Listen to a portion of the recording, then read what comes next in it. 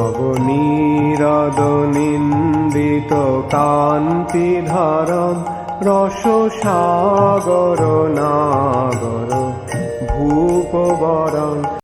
हरे कृष्णा, दंडवत प्रणाम। हम लोग श्रीमद् भागवतम के सप्तम स्कंद में हैं। चतुर्दश अध्याय चल रहा है। आज हम लोग श्लोक संख्या 12 से कंटिन्यू करेंगे। श्रीमद् भागवतम 7.14.12 ऑनवर्ड्स। सब दोहराइए, बोलिए। जयत्यर्थे स्वप्राणन्, जयत्यर्थे स्वप्राणन्, अन्याद्वा पितरन् गुरुम्, अन्यादां पितरं गुरुं, तस्यां स्वात्वं स्त्रियं जायात्, तस्यां स्वत्वं स्त्रियायां जः, यस्ते नाहि अजितो जित। यस्ते नाह्यजितो जिता। यस, मधुरी पढ़िए अनुवाद। एक सेकंड फैन ऑफ करो।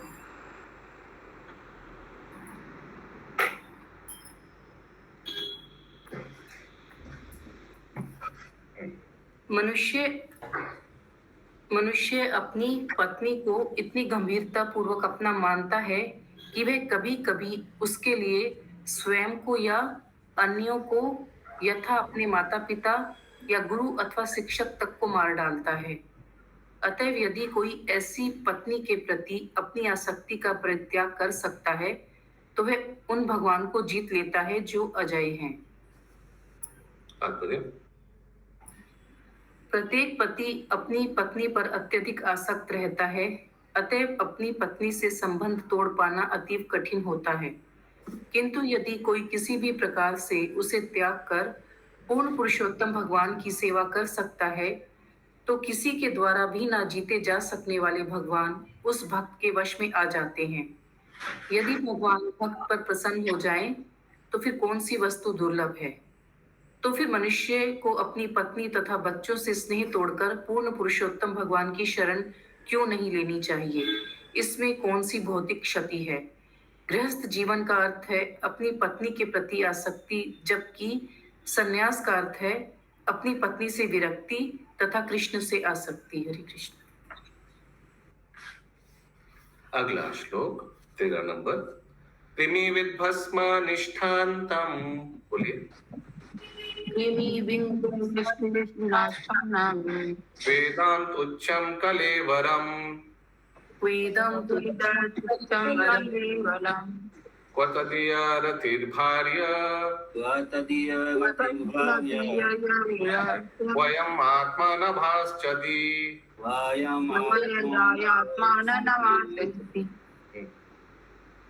समुचित विचार विमर्श करके मनुष्य को अपनी पत्नी के शरीर के प्रति आकर्षण त्याग देना चाहिए, क्योंकि यह शरीर अंततोगत्वा छोटे छोटे कीड़े मकोड़ों, मल या राख में परिणत हो जाने वाला है।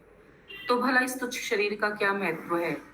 परम पुरुष कितना महान है जो आकाश के समान सर्वव्यापी है। तात्पर्य यहाँ पर भी इसी बात पर बल दिया है कि मनुष्य अपनी पत्नी के प्रति या यौन जीवन के प्रति आसक्ति त्याग दे। यदि मनुष्य बुद्धिमान हुआ तो वह अपनी पत्नी के शरीर को एक पदार्थ का एक पिंड मान सकता है जो अंततोगत्वा छोटे छोटे कीड़े मकोड़ों, मल या राख में परिणत हो जाएगा। विभिन्न समाजों में अंत्येष्ट क्रिया के समय मनुष्यों के शरीर से तरह तरह से बर्ताव किया जाता है। कुछ समाजों में गिद्धों द्वारा शरीर को खा लेने दिया जाता है, जिससे मनुष्य शरीर गिद्ध की विष्ठा बन जाता है। कभी कभी शरीर को ऐसे ही फेंक दिया जाता है, तब उसे छोटे छोटे कीड़े मकोड़े खा जाते हैं। किसी किसी समाज में मृत्यु के बाद शरीर को तुरंत जला दिया जाता है, जिससे वह भस्म हो जाता है। प्रत्येक दशा में यदि बुद्धिमानी के साथ शरीर की संरचना और इसके परे आत्मा के बारे में सोचा जाए तो शरीर का क्या महत्व है।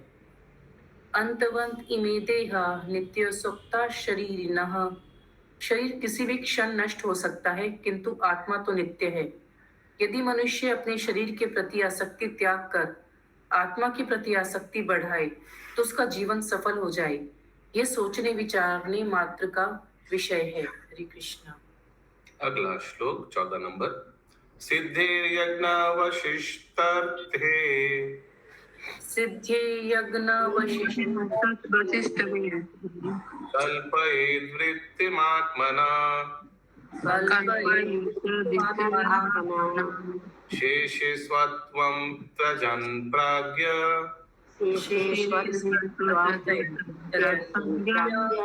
पदाविं महतं यत्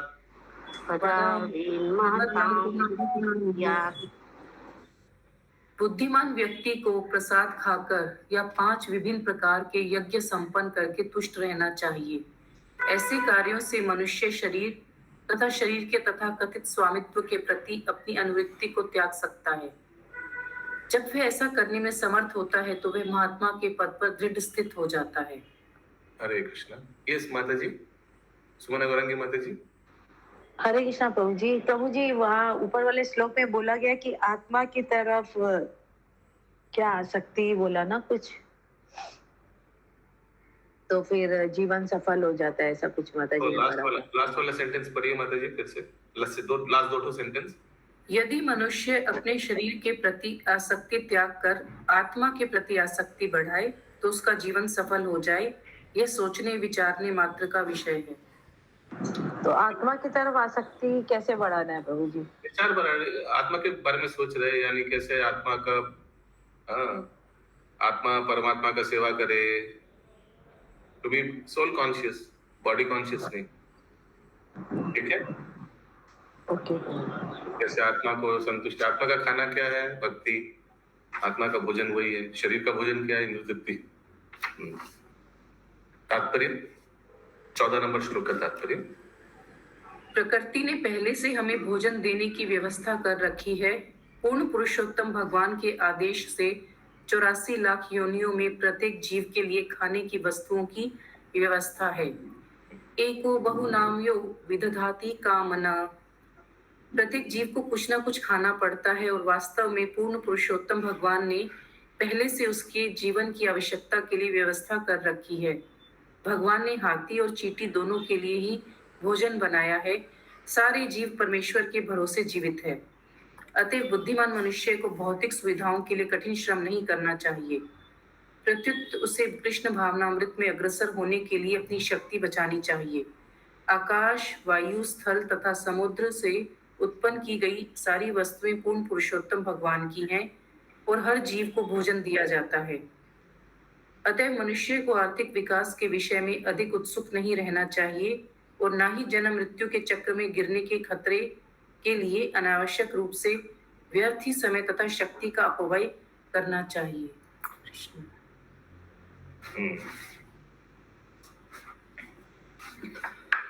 अगला श्लोक 15 नंबर, देवान् ऋषीन् भूतानि इत्थीनात्मानमान्वयम् स्वविद्या गता वित्तेन यजेता पुरुषं पिता। मनुष्य को चाहिए कि प्रतिदिन वह उन परम पुरुष की पूजा करे जो हर एक के हृदय में स्थित है और इसी आधार पर उसे देवताओं, साधु पुरुषों, सामान्य मनुष्यों तथा जीवों, अपने पुरखों तथा स्वयं की अलग अलग पूजा करनी चाहिए। इस प्रकार वह हर एक के हृदय में स्थित परम पुरुष की पूजा कर सकता है। इसमें तो आएगा ही। बोलिए। हरे कृष्णा प्रभु जी। ये हम लोग तो जानते हैं कि एक व्यक्ति का पूजा करने से सबका हो जाता है, फिर यहाँ क्यों बोला गया कि अलग अलग करना चाहिए?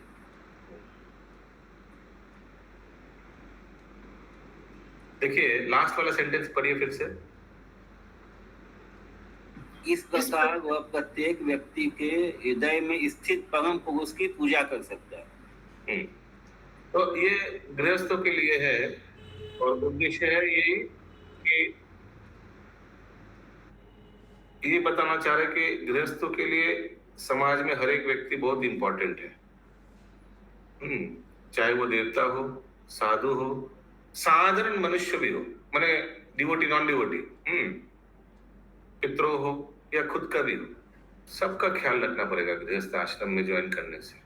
इसको इस तरह से लीजिए, वन शुड वर्शिप। वर्शिप माने ऐसा नहीं कि आरती करना है, वर्शिप माने यहाँ सम्मान देना है, भोजन भी देना है।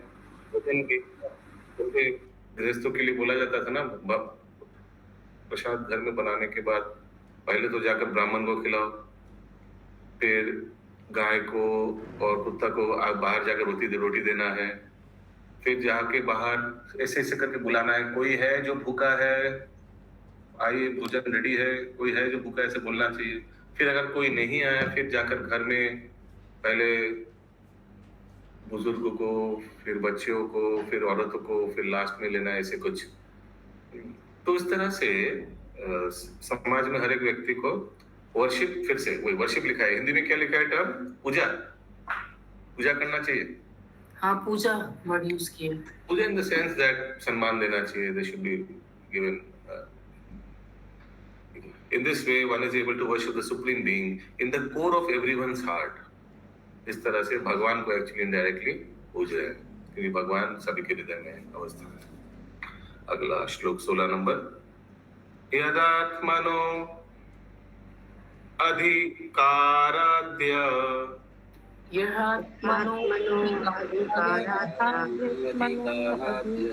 सर्वसूर्यज्ञ संपदा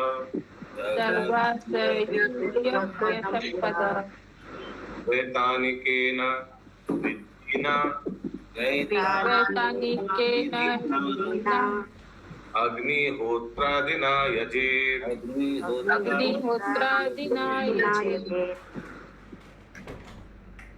जब कोई व्यक्ति संपत्ति तथा ज्ञान से समृद्ध हो, तो जो उसके पूर्ण नियंत्रण में हो और जिनसे वह यज्ञ संपन्न कर सके या भगवान को प्रसन्न कर सके, तो उसे शास्त्रों के निर्देशानुसार अग्नि में आहुतियां डालकर यज्ञ करना चाहिए। इस तरह उसे भगवान की पूजा करनी चाहिए। यदि गृहस्थ वैदिक ज्ञान में पटु हो जाए और पूर्ण पुरुषोत्तम भगवान को प्रसन्न करने के लिए पूजा करने हेतु काफी धनवान हो गया हो, तो उसे चाहिए कि वह प्रमाणिक शास्त्रों के आदेशानुसार यज्ञ करे। भगवत गीता 3.9 में स्पष्ट कहा गया है, यज्ञ यथार्थ कर्मणो अनयंत्र लोको अयम कर्म। यज्ञ यथार्थ कर्मणो अनयंत्र लोकोयम कर्म बंधन।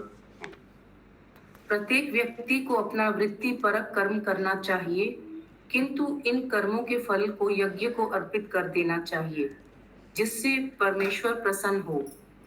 यदि कोई इतना भाग्यवान हो कि दिव्य ज्ञान के साथ साथ उसके पास धन भी हो जिससे वह यज्ञ संपन्न कर सके, तो उसे शास्त्रों के आदेशों के अनुसार यज्ञ करना चाहिए।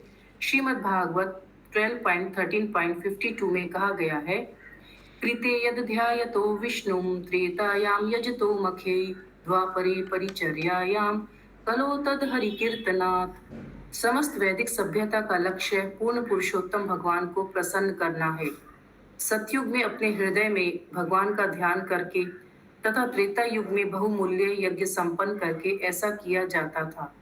वही लक्ष्य द्वापर युग में मंदिर में भगवान की पूजा करके प्राप्त किया जा सकता था, और इस कलयुग में संकीर्तन यज्ञ द्वारा उसी लक्ष्य को प्राप्त किया जा सकता है। अतएव जिसके पास विद्या तथा धन संपदा दोनों हो, उसे चाहिए कि इनका उपयोग पूर्ण पुरुषोत्तम भगवान को प्रसन्न करने के लिए करे। पहले से चल रहे संकीर्तन आंदोलन अर्थात हरे कृष्ण आंदोलन अथवा कृष्ण भावनामृत आंदोलन में सहायता करके करे। सारे शिक्षित तथा धनवान व्यक्तियों को इस आंदोलन में सम्मिलित होना चाहिए, क्योंकि सारी विद्या तथा धन भगवान की सेवा के निमित्त है। यदि इन्हें भगवान की सेवा में नहीं लगाया जाता, तो इन बहुमूल्य निधियों को माया की सेवा में लगाना पड़ेगा। इस समय तथा कथित विज्ञानियों, दार्शनिकों तथा कवियों की विद्या माया की सेवा में लगी हुई है, और धनी लोगों का धन भी माया की सेवा में लगा हुआ है। लेकिन माया की सेवा विश्व में अराजक स्थिति उत्पन्न करती है। अतएव धनवान व्यक्ति को तथा शिक्षित व्यक्ति को अपने ज्ञान तथा ऐश्वर्य का त्याग भगवान को संतुष्ट करने में कर देना चाहिए और संकीर्तन आंदोलन में सम्मिलित होना चाहिए। यज्ञ संकीर्तने प्राय ये जयंती ही सुमेधसः। हरे कृष्णा। अगला श्लोक 17 नंबर। न हि अग्नि मुखतोऽयं वै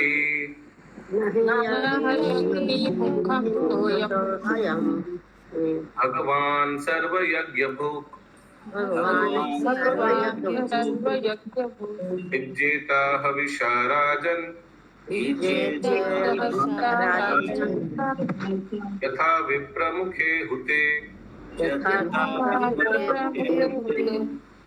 यस, वेदगामिनी राधा रानी माता जी, पहले सॉन्ग हम सब ठीक करिए, फिर पढ़िए।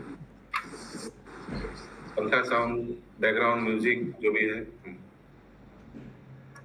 पूर्ण पुरुषोत्तम भगवान श्री कृष्ण समस्त यज्ञ आहुतियों के भोक्ता है। यद्यपि वे अग्नि में डाली गई आहुतियां खाते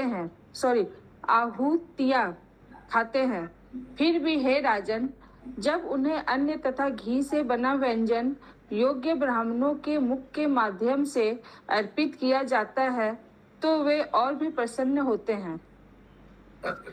तात्पर्य, जैसा कि श्रीमद् भागवत गीता 9.3.9 में कहा गया है, यज्ञ अर्थात कर्मणो अन्यत्र लोको अन्य कर्म अयम कर्म बंधना। सभी कर्म यज्ञ हेतु किए जाने चाहिए और यज्ञ भगवान श्री कृष्ण को तुष्ट करने के निमित्त होना चाहिए। श्रीमद् भगवत गीता में अन्यत्र 5.29 में भी कहा गया है, भोक्ताराम यज्ञ तपसाम सर्वलोक महेश्वरम। वे परमेश्वर हैं और प्रत्येक वस्तु के भोक्ता हैं। यद्यपि यज्ञ भगवान श्री कृष्ण को प्रसन्न करने हेतु किया जाता है, किंतु जब अन्न तथा घी को अग्नि में न डालकर प्रसाद के रूप में सर्वप्रथम ब्राह्मणों को देकर उसके पश्चात अन्य व्यक्तियों को वितरित किया जाता है तो वे अधिक प्रसन्न होते हैं। इस विधि से भगवान श्री कृष्ण अन्य किसी विधि की तुलना में अधिक प्रसन्न होते हैं। आज के समय में तो अग्नि तथा घी की आहुति डालकर यज्ञ करने की बहुत कम संभावना रह गई है। विशेष रूप से भारत में तो घी न होने के बराबर है। प्रत्येक वस्तु जो घी से तैयार होनी चाहिए अब एकमात्र एक प्रकार के तेल से बनाई जाती है, किंतु यज्ञाग्नि में तेल डालने की संस्तुति कभी नहीं की जाती है। कलयुग में अन्न तथा घी की उपलब्ध मात्रा धीरे धीरे घट रही है और मनुष्य चिंतित है कि वे इनकी प्रचुर मात्रा उत्पन्न नहीं कर सकते हैं। ऐसी परिस्थितियों में शास्त्रों का आदेश है, यज्ञ संकीर्तन प्राय जनिति ही सोमेधस। इस युग में बुद्धिमान जन संकीर्तन आंदोलन द्वारा यज्ञ संपन्न करते हैं। प्रत्येक व्यक्ति को चाहिए कि वह संकीर्तन आंदोलन से जुड़ जाए और अपने ज्ञान तथा धन की आहुति इस आंदोलन की अग्नि में डाले। हम अपने संकीर्तन आंदोलन या हरे कृष्ण आंदोलन में अर्च विग्रह पर भव्य प्रसाद चढ़ाते हैं और उसके पश्चात उस प्रसाद को ब्राह्मणों, वैष्णवों एवं सामान्य लोगों में वितरित करते हैं। भगवान श्री कृष्ण का प्रसाद ब्राह्मणों तथा वैष्णवों को दिया जाता है और ब्राह्मणों एवं वैष्णवों का प्रसाद जनता को। इस प्रकार का यज्ञ जिसमें हरे कृष्ण मंत्र का कीर्तन किया जाता है और प्रसाद वितरण होता है, यज्ञ या भगवान श्री विष्णु को प्रसन्न करने हेतु यज्ञ की सर्वाधिक पूर्ण तथा प्रमाणिक विधि है। हरे कृष्ण। हरे कृष्ण। इस भारती माता जी, हाँ प्रभु जी। मालीगंज में भेजा गया है। हाँ प्रभु। नहीं ओके, एक श्लोक लिखा है अद्वैत प्रभु। अध्यापनम ब्रह्म यज्ञ पितृयज्ञ तो तर्पणम। ब्रह्म यज्ञ में क्या आ रहा है? अध्यापन, और पितृयज्ञ में तर्पण।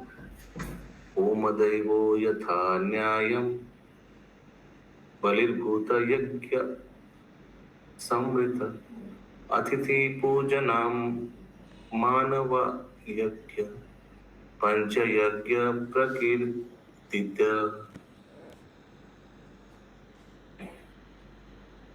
ब्रह्म यज्ञ माने studying and teaching Vedic scriptures like Bhagavad Gita, Shrimad Bhagavatam. पितृ यज्ञ यानी offering to ancestors, perform spiritual by developing act like prasadamani, pindadan, etc. Deva yajna and sacrifice to the Lord, fulfilling through Krishna worship and Harinam Sankirtan. Bhuta yajna, दूसरा जीवों को, offering food to animals and caring for other beings. और मनुष्य यज्ञ, honoring guests and helping humanity. Hari बोल। Very nice श्लोक। कहाँ का है तो? दे सकते रेफरेंस। अगला श्लोक 18 नंबर। तस्मात् ब्राह्मणा देवेषु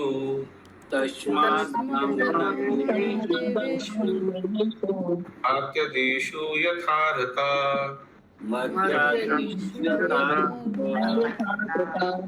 तैस्ते कामिर् यजाश्वैनम्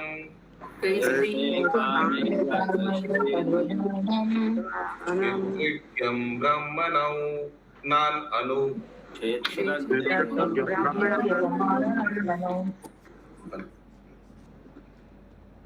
अतएव हे राजन, सर्वप्रथम ब्राह्मणों तथा देवताओं को प्रसाद प्रदान करो, और जब वे भली भांति खा चुके तो तुम अपनी सामर्थ्य के अनुसार अन्य जीवों को प्रसाद बांटो। इस प्रकार तुम सभी जीवों की अर्थात प्रत्येक जीव के अंदर स्थित परम पुरुष की पूजा कर सकोगे। तात्पर्य: समस्त जीवों को प्रसाद बांटने की विधि यह है कि सर्वप्रथम ब्राह्मणों तथा वैष्णवों को प्रसाद दिया जाता है, क्योंकि देवता। एक सेकंड। यस सत्यभामा माता जी, वीडियो प्लीज। हाँ, कोई मूविंग वीडियोस मत रखिएगा, सब लोगों का उधर ही ध्यान चला जाएगा। Yes, continue please. समस्त जीवों को प्रसाद बांटने की विधि यह है कि सर्वप्रथम ब्राह्मणों तथा वैष्णव को प्रसाद दिया जाता है, क्योंकि देवताओं का प्रतिनिधित्व ब्राह्मण करते हैं। इस प्रकार सबके हृदय में स्थित पूर्ण पुरुषोत्तम भगवान की पूजा हो जाएगी। प्रसाद अर्पित करने की यह वैदिक विधि है। जब भी प्रसाद वितरण उत्सव मनाया जाता है तो सर्वप्रथम ब्राह्मणों को प्रसाद दिया जाता है, फिर बच्चों और वृद्धों को, तब स्त्रियों को, और अंत में कुत्तों तथा अन्य घरेलू पशुओं को दिया जाता है। जब यह कहा जाता है कि परम पुरुष नारायण प्रत्येक के हृदय में स्थित हैं, तो इसका अर्थ यह नहीं होता कि प्रत्येक व्यक्ति नारायण बन चुका है या कोई दरिद्र व्यक्ति नारायण बन गया है। यहाँ पर ऐसे निष्कर्ष को अस्वीकार किया गया है। हरे कृष्ण। कोई दरिद्र नारायण जो कॉन्सेप्ट है। अगला श्लोक 19 नंबर। कुर्यादापर पक्षीयम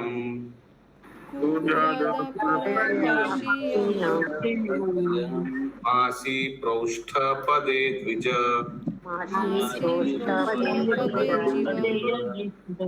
श्रद्धं पितृर्यथा वृत्तिं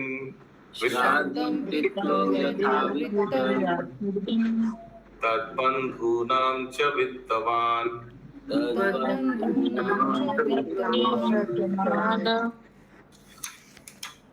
पर्याप्त रूप से धनवान ब्राह्मण को भाद्र मास के कृष्ण पक्ष में पितरों को आहुति देनी चाहिए।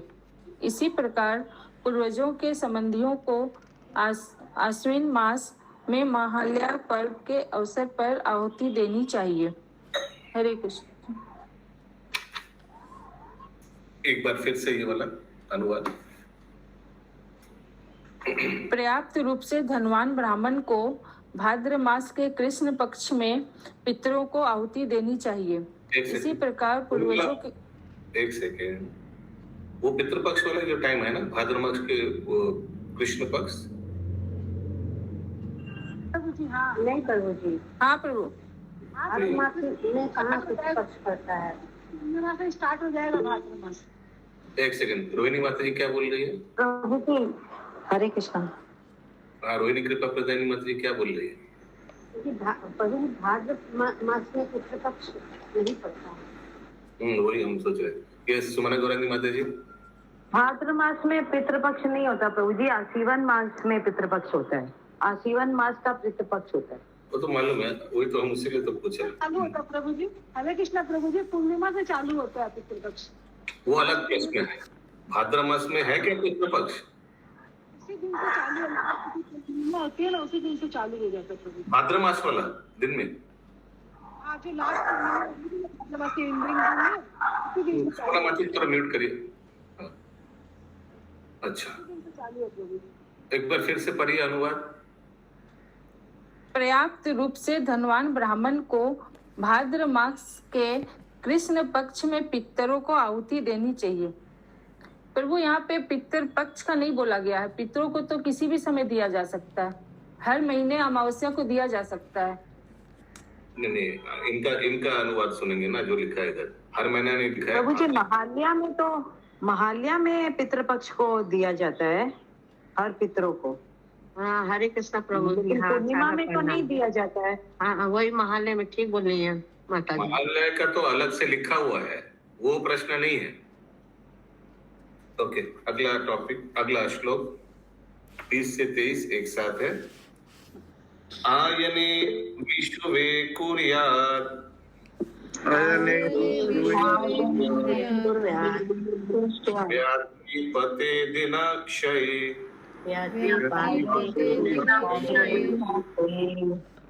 चंद्रादित्यो परागे च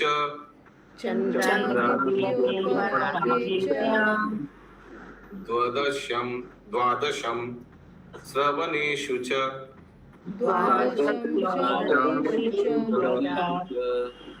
तृतीयायां शुक्लपक्षे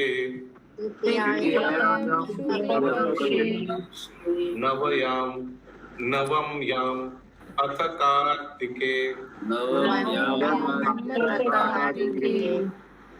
चतुष्वपि अस्तकौ क्षु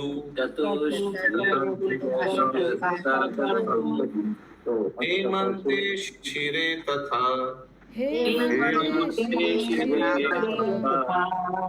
माघे च शीत सप्तम्यां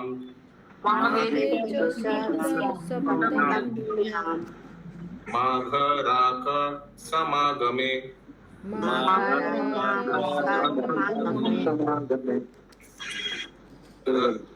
रागाय चानुमात्या च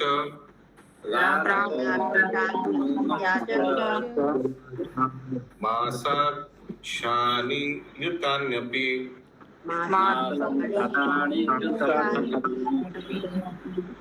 द्वादश्यम् अनुराध स्वाच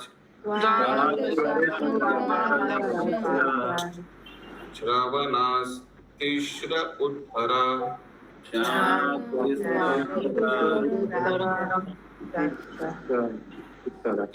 एकादशी वासु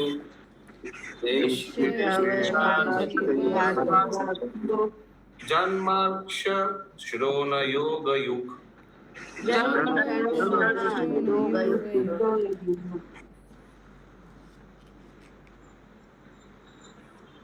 पढ़िए। मनुष्य को चाहिए कि मकर संक्रांति जब सूर्य हरे कृष्ण प्रभु।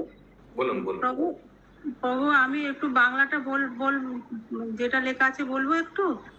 দাঁড়ান, হিন্দিটা শুনিনি প্রথমে। না এটা না, আগের অনুবাদটা। আচ্ছা, হ্যাঁ বলুন। ধনবান ব্রাহ্মণ ভাদ্র মাসের কৃষ্ণপক্ষে পূর্বপুরুষদের শ্রাদ্ধ নিবেদন করবেন, তেমনি আশ্বিন মাসের মহালয়ার সময় পূর্বপুরুষদের আত্মীয় স্বজনদের উদ্দেশ্যে শ্রাদ্ধ নিবেদন করবেন। মানে দুভাবেই করা যায়, সেটাই বলছে। তেমনি বলছেন যখন, তেমনি কথাটা উচ্চারণ করছেন। জানতাম, আশ্বিন মাসেটা জানতাম, ভাদ্র মাসটা জানতাম না, ওটাই হচ্ছে। হ্যাঁ, সেটা বলছি, মানে দুটোই একই রকমের ফল পাওয়া যায়, সেটাই বলতে চাইছেন আর কি। ভাদ্র মাস মানে ইংরেজিতে কি মাস হলো?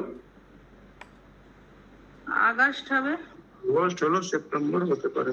আগস্ট সেপ্টেম্বর और आश्विन मास अभी माने भादो मास चल रहा है। प्रभु जी राधा अष्टमी के बाद जो पूर्णिमा आती है সেপ্টেম্বরের লাস্ট আর অক্টোবরের প্রথম। अच्छा ठीक है अच्छा ओके अनुवाद हिंदी मनुष्य को चाहिए कि मकर संक्रांति जब सूर्य उत्तरायण की ओर जाने लगता है के दिन या कर्कट संक्रांति जब सूर्य दक्षिणायन की ओर जाने लगता है के दिन श्राद्ध कर्म करे। वह इस श्राद्ध कर्म को मेष संक्रांति के दिन तथा तुला संक्रांति के दिन जब तीनों चंद्र तिथियां एक साथ मिलती हैं, व्यतिपात नामक योग में चंद्र या सूर्य ग्रहण के समय द्वादशी के दिन तथा श्रवण नक्षत्र में करे। मनुष्य को चाहिए कि अक्षय तृतीया को, कार्तिक मास के शुक्ल पक्ष की नवमी को, शीत ऋतु में चारों अष्टकाओं के दिन, माघ मास की शुक्ल सप्तमी के दिन, मघा नक्षत्र तथा पूर्णिमा के योग के समय तथा जब चंद्रमा पूर्ण हो या लगभग पूर्ण हो उस दिनों में जब ये दिन उन नक्षत्रों के साथ योग करे जिनमें महीनों के नाम प्राप्त हुए हैं, श्राद्ध कर्म करें। श्राद्ध कर्म द्वादशी को भी किया जाए जब यह अनुराधा, श्रवण, उत्तर फाल्गुनी, उत्तराषाढ़ या उत्तर भाद्रपद नामक नक्षत्रों में से किसी के साथ योग करे। यही नहीं, एकादशी को भी श्राद्ध किया जाए जब यह उत्तर फाल्गुनी, उत्तराषाढ़ या उत्तर भाद्रपद के योग में हो। अंत में मनुष्य को चाहिए अपने जन्म नक्षत्र या श्रवण नक्षत्र के योग वाले दिनों में श्राद्ध कर्म करे। तात्पर्य अयन शब्द का अर्थ है पथ या गमन। हरे कृष्ण प्रभु जी। हाँ बोलिए प्रभु जी, यहाँ पे एकादशी को बोला गया है श्राद्ध क्रम का, तो एकादशी में तो हमने सुना कि करना नहीं चाहिए। एकादशी भी आया है प्रभु जी, देखिए आगे तात्पर्य में पढ़ी। अच्छा ठीक है, तो प्रश्न क्या है आपका? तो एकादशी में तो हमने सुना कि श्राद्ध नहीं करना चाहिए। अच्छा ठीक है, एक बार देख लेते तात्पर्य माता यहाँ। अयन शब्द का अर्थ है पथ या गमन। वे 6 मास जिनमें सूर्य उत्तर की ओर जाता है उत्तरायण अर्थात उत्तरी पथ कहलाते हैं, और वे 6 मास जब सूर्य दक्षिण की ओर जाता है तो दक्षिणायन या दक्षिणी पथ कहलाते हैं। हरे कृष्णा, ये दक्षिणायन जो है शायद ये चातुर्मास से शुरू होता है ना? नहीं प्रभु, कार्तिक से शुरू होता है। कार्तिक से? मैंने दक्षिणायन अभी चल रहा है। जनवरी क्या बोल दक्षिणायन शुरू हो गया। हाँ, ये चातुर्मास से शुरू होता है शायद दक्षिणायन। जनवरी से मकर संक्रांति से उत्तरायण शुरू होता है और 6 महीना रहता है। आगे पढ़िए। इनका उल्लेख श्रीमद् भगवद गीता 8.24-25 में हुआ है। जिस दिन सूर्य उत्तर की ओर जाना प्रारंभ करता है और मकर राशि में प्रवेश करता है वह मकर संक्रांति कहलाता है। जिस दिन सूर्य दक्षिण की यात्रा प्रारंभ करके कर्क राशि में प्रवेश करता है वह कर्कट संक्रांति कहलाता है। वर्ष के इन दोनों दिनों में श्राद्ध कर्म संपन्न किया जाना चाहिए। विषुव या विषुव संक्रांति का अर्थ है मेष संक्रांति। वह दिन जब सूर्य मेष राशि में प्रवेश करता है।